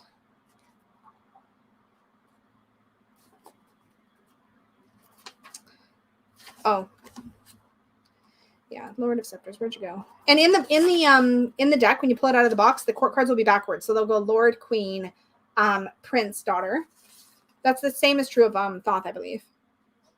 Yeah, fiery aspect of fire, and we have that happening in both of these cards. fiery aspect of fire. Here it looks like almost like his clothes are on fire. Right. And I'm going to put these back in order so that doesn't drive me crazy later in case I use this for reference. Okay. But hopefully that gives you an idea of kind of how the court structure works. And we're in a different order. So let's go like that. Okay. So we're going to do swords next. Here we have our ace, our 2. Very similar. Again, I feel like I see the Rider-Waite-Smith easily in the imagery. The 3. And again, the astrological symbols are all the way through. The 4, the 5, the 6. This one's so interesting because the reason this is different visually, this one leans more into the Thoth, which is all about being logical, like leaning into science, leaning into facts. Whereas in the Rider-Waite-Smith, we have a very different meaning altogether. And that is one of the key differences between Thoth and Rider-Waite-Smith. And you do see it here. If you read it, though, it will help you bridge your understanding of where the 6 of Swords, what it could mean in the Thoth. Yes, Peggy is sewing. She is definitely sewing. So then we have the 7. I love this 7 so much. This really helped my understanding of the 7, particularly through the Rider-Waite-Smith. There's a really interesting thing happening in this card, and the guidebook entry is amazing. So here we have this creature here. She's got her blade. The blade has blood. There's some spilled blood over here. There's a mask. Let me just pull this up so you can see it better. There's a mask up at the top. There's also a key right there sitting in the pool of blood. And what's really interesting about the way this is written in the guidebook is it discusses the idea that if we stumble into the scene, we don't know what's happened. Did she just hurt somebody? Did somebody just attack her and she had to defend herself? Where did the key come from? What door does it unlock? Like, does it unlock this door over here? What's behind that door? And what it really talks about in the guidebook for this card is how to ask the question. Because in the 7 of Swords, it's often this idea that we're seeing something. Maybe we think something's happening. We don't have necessarily the facts. We're leaning into, there's a tendency to lean into assumption. There's a tendency to lean into stereotype. Are we this person? Are we the one doing the thing? And if so, how is it being perceived? What can we look at? So there's a lot of layers to digging into the 7, which this can be a tricky card when it comes up in a reading. And I just thought it was really well done in this deck. Here we have our 8. We're still just as bound, just as trapped in both cards. Our 9, we get that fearful energy, that anxious energy. Our 10, the finality in both cards is very visible. This is from the cover of the book. And then we're into our daughters, which line up. Again, remember that here we're more like the king, right, in the Prince of Knives. Then we have our queens. Hard to do. There we go. Then we have our queen. And then we have our knights or our lords, right? So this is how you arrange the tarot. But again, if you pull this, you're going to see a figure on a horse, right? You're going to know that that is going to be, you should theoretically know that that's going to be equivalent to the knight in the Rider-Waite-Smith, and it's going to have some similar energies. So that's what you need to know. Is here we have the lightning again, that fire of air happening, right? And then we're into our cups. So we have the ace, the 2. We get that sort of initial excitement, passion, romantic love, just kicking off, that kind of thing. My pile is getting a little out of control here. We have our 3. Again, all of these astrological symbols are on the card. Our 4. She is the one here that's kind of like, I guess it is what it is. There's very much this like giving oneself over to circumstance. You're hanging by one leg here, Deborah. That's awesome. Here's the 5. We see the grief in the card. Really interesting in this depiction. I'm going to bring this up again so you can see it because I can only zoom in so far. She's looking into this pool, but look, we see this face here. There's a longing for what's already been lost, right? Really beautiful. Oops. We have our 6. To me, I often see this as a gift from somebody wiser, like a gift of knowledge, something passing on, or looking into the past for that wisdom. And I think it's interesting. The directionality is very similar here, right? But she's looking out at something. We don't know what. But there's also the serpent. And remember, serpents are often symbols of wisdom and transformation, right? We're talking about Tacoma? Talking about Washington? What's happening? Here we have the 7 of Grails, the 7 of Cups. the 8. And this is so interesting, this realization, in my opinion. Here's what I'm seeing here. And I don't have the book. Well, I have the book handy, but I'm not going to dig into that. Here we have somebody who's sort of chained, but they're chained holding onto this cup. They're sort of attached to, well, their attachments. And a lot of times what happens in the 8 is we realize that we're so embedded with something, and we maybe realize that thing is not serving us, and we need to cast off that attachment and move towards something that's going to be better for us in the long run. And that's definitely what I see in this image. Super interesting, right? There's like this sense of bondage to something that maybe did nourish them or did feel good for them at one point, but is no longer, and they need to cast off those chains. Very interesting. The 9 of, this is great. I mean, I love this. I think it's super sexy, which helps. But there's this idea of fulfillment, right? Of fulfillment and joy in the card. These two are obviously very engaged with one another. There is a connection there, and there's a bond.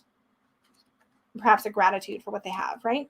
And then we have the 10, the satiety card, right? And so we really see that here. We're definitely maybe even overfull. Maybe she's even overindulged on her cup of good stuff there, right? You know what I mean?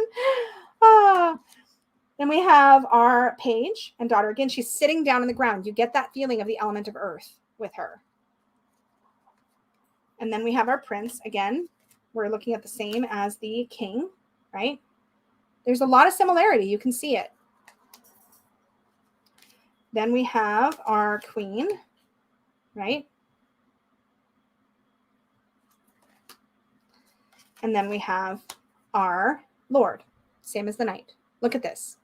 I mean, they are equivalent, right? They're just in slightly different positions in the hierarchy, but they are equivalent.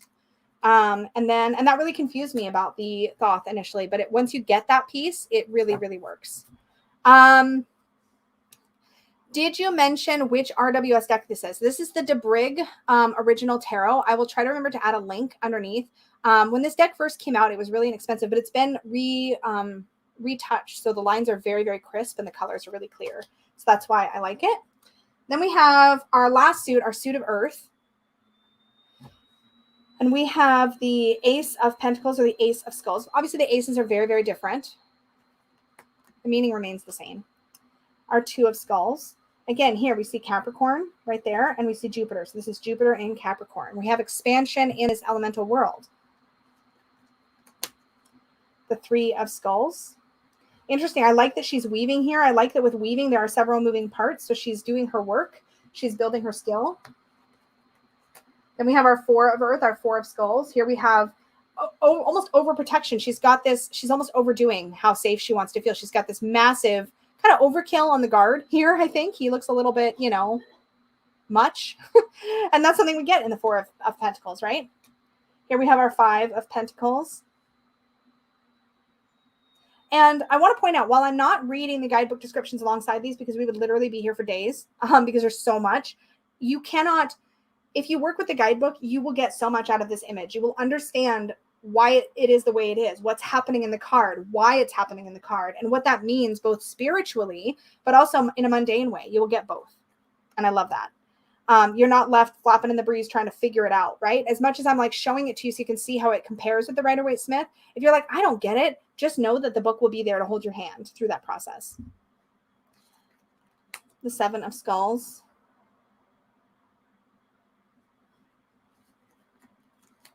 The 8. I really love this. I feel like this is a very skilled magical practitioner. He's obviously got great control over his magic here. You can feel there's a refinement and a perfection to what he's doing. You get that mastery.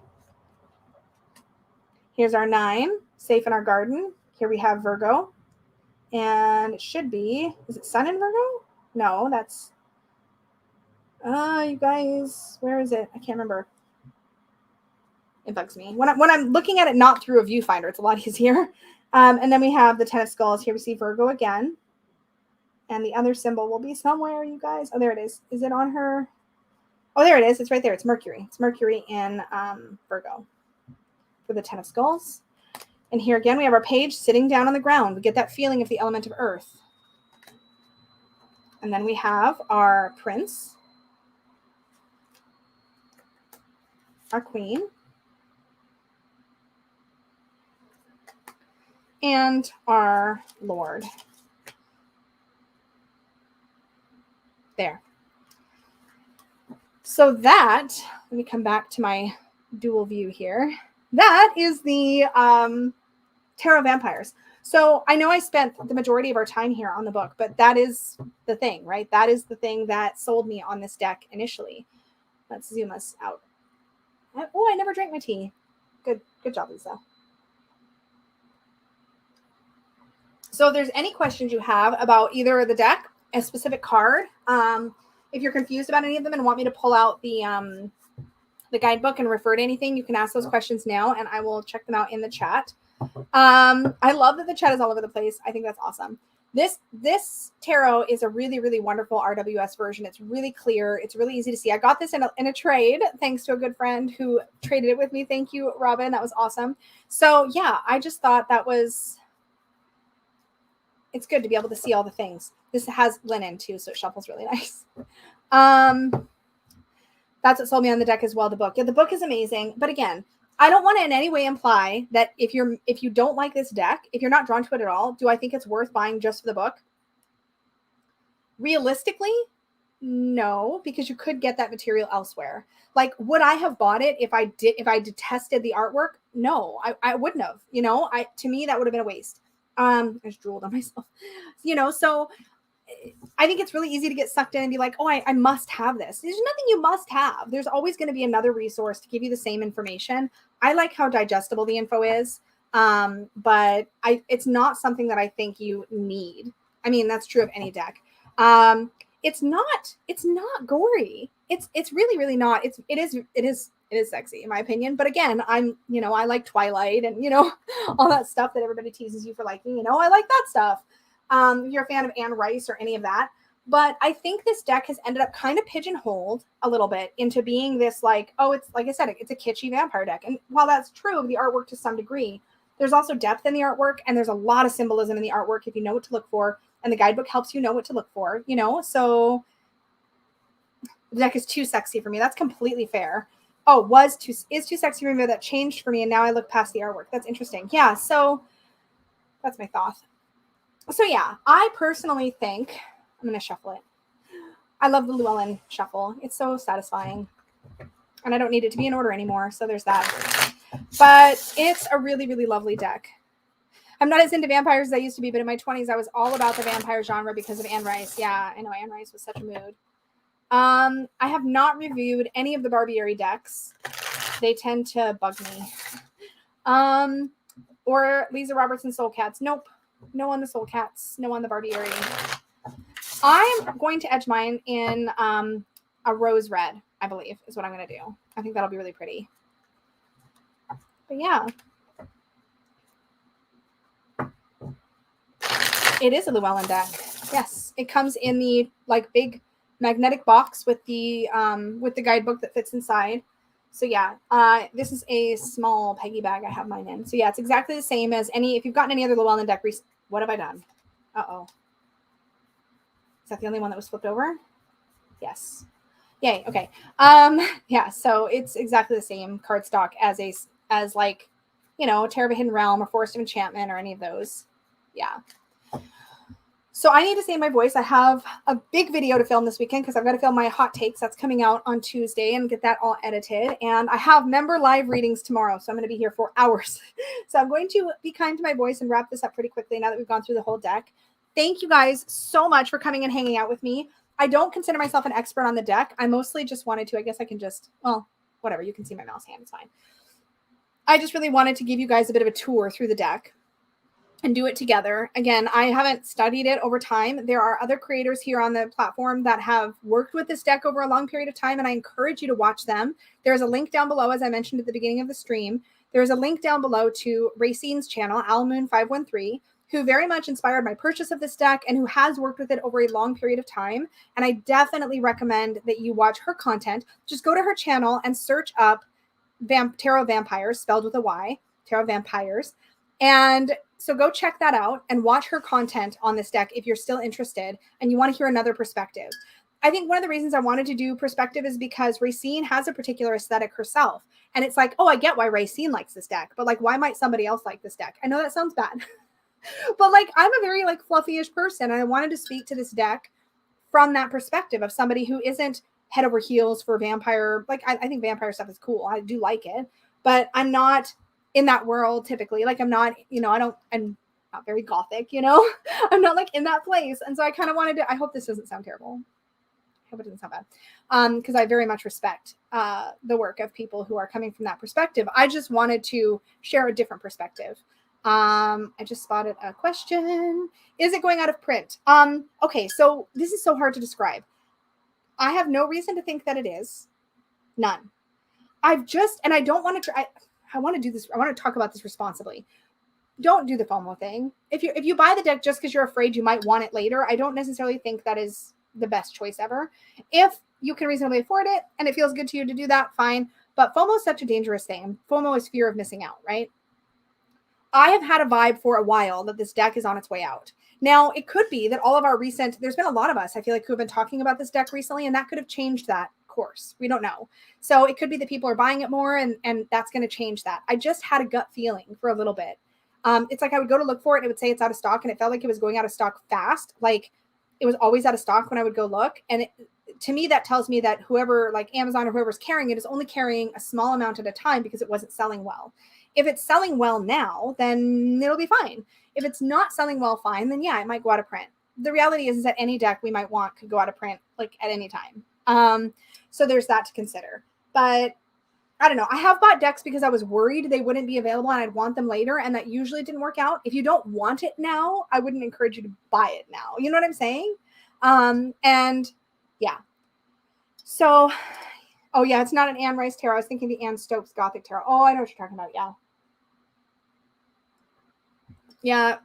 Cards, journals, and all that jazz says in my country, the price on Amazon is almost double that on other bookshop sites. Yeah, there's been a couple times I've gone on Amazon and it's been like crazy prices because Amazon's out of stock. So then all the other sellers, they raise their prices as if it's out of print. Yeah, Jessica AFM, this is a really good point, says it could just be a print shortage issue, the same as the new releases keep getting delayed. That's very possible. It's just a weird vibe I got that I was like, oh, this is one that I think I'd regret. So I picked it up. Yeah. I was thinking, oh, it's a different deck that you're talking about. You're welcome, Erin. I hope this was helpful. If nothing else, sometimes just doing a deep dive is a great way to sort of refamiliarize yourself with different meanings, ways of looking at decks. I love them. I love them. This was a lot of fun to do. So yeah, I am going to wrap it up. I should have a book depository and an Amazon link down below for this deck, by the way, if you're looking for it on either site, and the prices can be variable on different ones. So take a look at the two different links and see. So yeah, I'm going to wrap this one up and I'm going to get ready to film another video so I can get it edited before Tuesday when it comes out. Thank you guys so much for hanging out with me. I really appreciate you so much. Thanks especially to the Unicorn fam who really helps support what I do here. You guys are helping and it means a lot. To everybody who watches the channel, who engages, who leaves a comment on my videos, who likes it, who subscribes, you guys are also helping to support what I do. So thank you so much. As always, I really appreciate every bit of energy you pour into this space. It means a lot. It's why I do what I do. So thank you so much. And I hope you all have a beautiful rest of your day, and may your magic always shine from the inside out. Bye, guys.